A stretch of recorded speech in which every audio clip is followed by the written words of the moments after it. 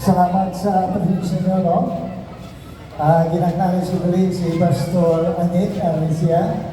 Sino pang iba na pastor na nawalan ko na banggit kanina? So, welcome din. Ang atong speakers ni gabi, ako siya kanino, pupunta kami sa Saudi Manila Ministerial Fellowship. Kada mo ng sekretary sa Nagligan, no? Brad, kaway-kaway. Okay. Ay, sa araw mo na, ya. Ano man siya? Kasi nag-joke man siya, pero gwapo niya man siya, no? Nagkakaroon kami kanina kay ang tatay ko noon natin yung tahanan. Kaya siya kabinibus niya ng ulo.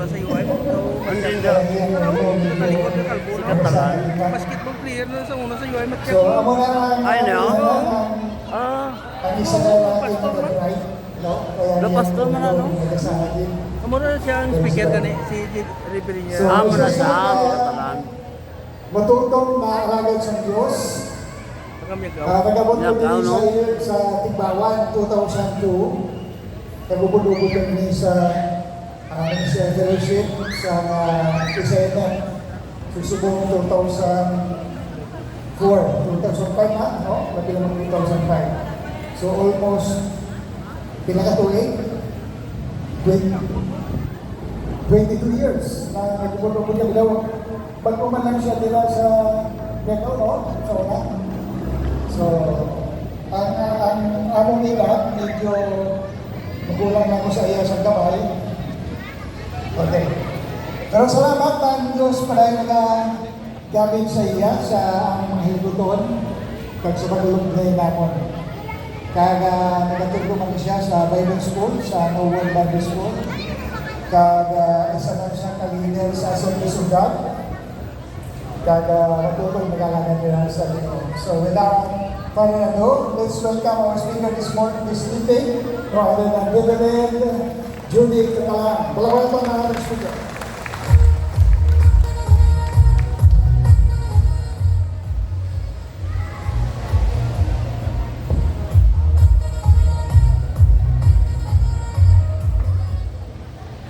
Maayong hapigid sa kada isa. Pastor Judy Catalan, anin sa Niagaw, sa pagpangalagan no, sa Neighborhood Full Gospel Church. Sa may tubang din sa Army Camp. Kaga nagapakikupon sa kung sila sa duway ko na pangibahing kantala. Daw madasig lang ako daw medyo makapos.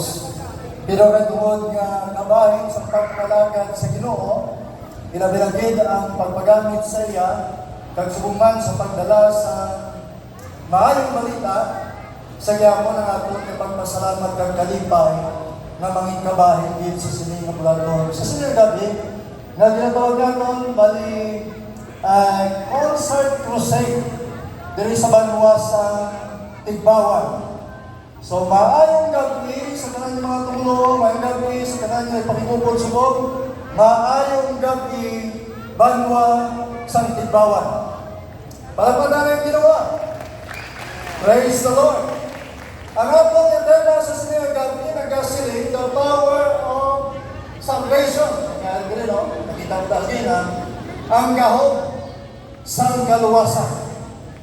Magapanguyan na kita, bago kita magabudayan sa mga sa pulong sa Ginoo. O Diyos ka namin kamhanang sa sinayang gabi, nagitagok kami sa imo, nagapabos ang galingon, nga ginasalig namon ang kabubusan isang silingang bulaton. Nga imo mabalaan ang Espiritu o Diyos itong imo na magahulag sa silingang lugar, kag sukuman sa tagsa kabuhi, kag sa tarandanan na magkabati o Diyos sa silingang tingog paagi sa ngalan ni Jesus. Lagna ko ipahayag kag isingit ang ngalan ni Jesus sa tanan nga bahin sa sining Banwa. Sa tagsa ka kalye sa sining Banwa. Sa tagsa ka palimalay sa sining Banwa. Kag sukuman sa tagsa ka kabuhi na yali subong kag bisan pa sa sining nga mismo nga napahatangan ginapahayag ko ang ngalan ni Jesus. Bisan pa sa kahom sa kalilong ginapahayag ko kung nadeklarar ang ngalan ni Jesus na magdala sa kasanag sa siligid ng gabi. Pagkamayo o Diyos ang inyong platon, kagini akong pangamuyo pagi ng din sa ngalan ni Jesus. Amen. The power of salvation o kurang gahom sa kaluwasan. Sila sa pulong sa Ginoo sa Roma 8:16, wala na akong ginagkahuyan. Ang maayong balita, kahit inigahom sa Diyos sa kaluwasan, una din sa mga Hudyo, kag subong man ikaduwa sa mga hindi Hudyo. Gahom sa Diyos. May mga tao, kung pag-estoryahan gani ang Diyos, ang ilalang panglaula kanilang balatsyagon, nagalain. Kaya kung gusto nila piliton na hindi sila magpati na may Diyos. Bilang ni Carla, may nabasa ako sa Facebook, kaya inak na naka-video, naging post, may kantanan sa mga tao na hindi sila gusto magpasalamat sa Diyos kaya may mga butang na ginaatubang sila na tamang kabutlan. Kaya sa mga sirkumstansya, nadula ang pinalangka sa kabuhi, nadula ang punuyan, ang tanan ng mga gamitan, di ano tungod sa mabastog na baha, natumba ang punuyan ng tungod sa bagyo. Hindi nila gusto na magkilala sa Diyos. May isang katumulo na nagkakito siya sa isang barbershop, kag nagpagunting siya. Kag hindi katumulo ang iyan na bisyo, ginamala kong bisyo, ang hindi bisyo yung malain, bisyo ng maayo, amo ang pagpahayag sa kaluwasan paagi kay Kristo. Na sila niya una, kaayo din sa Diyos. Sila isang sininga barbero, siya wala mo yung nagapati ng may Diyos. Naman ko na niya kung sila hindi ka magpati ng may Diyos. Kaya sila isang barbero, kung may Diyos man na ang madamo subong sa nagkakalababo sa atong kalimutan, gira, pagpamatay, bagyo, baha, siya wala sa Diyos. So siling nga tumuloo, niya may ara, di nga Diyos. Kaya siling sa barbero, siya, okay, papatong i-abi sa siling na tinion, kung may ara, di man nga Diyos. Kaya kung may Diyos tani, wala na hindi ang mga hindi mayo na nagtatabo sa atong kalibutan. Sa muli, itagaan man ang inyong tumuo sa kaalam sa Diyos, sila ko hindi man kumapati ng may barbero. So, din balik naman ang isyo sa barbero. Sila yung sa barbero. Sila hindi ka magpati nga aring gani may subong ka mapagunting ikaw. No, hindi yung istorya na balik natin sa isa man naman wali. So sila sa kumulo siya, wala sing barbero. Hindi ako magpati na may ala sa barbero. So sila galing sa barbero siya, paano na hindi ka magpati na ali ka galing subong pagkapagunting ikaw sa barbero? So sila sa kumulo, hindi ako magpati na may barbero kaya na madamo man sa gihapon ang madamo sa gihapon ang mga malaba ang buhok. O sino da ang malaba ang buhok? Ako nagapati unang may barbero, kaya nung buhok, hindi ba na akong buhok? So ako sila ang ihambal sa sila ko na hindi siya magpati, kaya kung madamo sa yapon, sa mga tao na malaba ang buhok. Gali, wala sang barbero.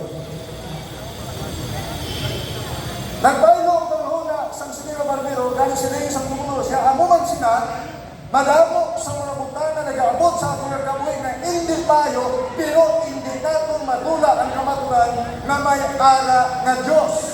Habalahin mo kapag may ara nga Diyos. Sa liwat, ang ginambal sa pulong sa Ginoo, wala natin ginakahuya ang maayong balita kay tungod amo ini ang gahom sa Diyos sa pagluwas, una sa mga Hudyo, sunod sa mga hindi Hudyo. Kung may maayong na balita, may ara na hindi maayong balita. Nagabati ko mo? Kung may maayong na balita, may ara man hindi maayong na balita. Kaya hindi maayong na balita, ang kamaturan, ang tao makasasala. Ang tao makasasala ala sa gahom sa sala, ala sa pagulipong sa sala, gamit hindi maayo na balita. Kaya amo ining rason Na gusto na kong ihambal sa inyo agad kung may alak man sa nagkalatabo sa atong nga palibot, kung may alak man nga baratihan nga nag-aabot sa atong kalawasan, tungod sa sala. Kung may alak ng mga sirkumstansya, kaangay sa bagyo, baha, kaangay sa giyera, kay tungod sa sala, nga alak nag-aulipon sa tagipusoon sa tao.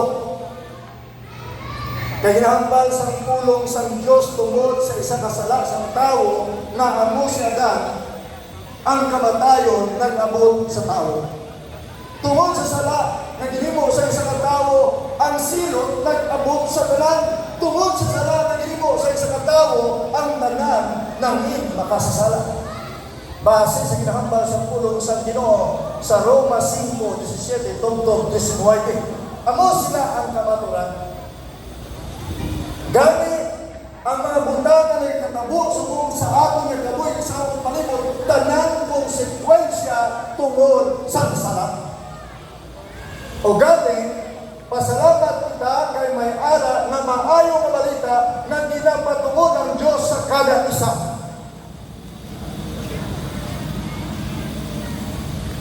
Kagang maayong nga balita na ang Diyos gusto niya hilwayon ang kada isa sa gahon o sa pagulipon sa sala.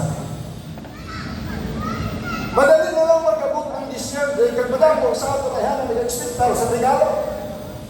Halin sa iya halin sa iya panimalayo kung sa mga tao nga nagapalangga sa iya, apat ang maayong nga balita na patungod sa kung ano ginhatag sa Diyos sa aton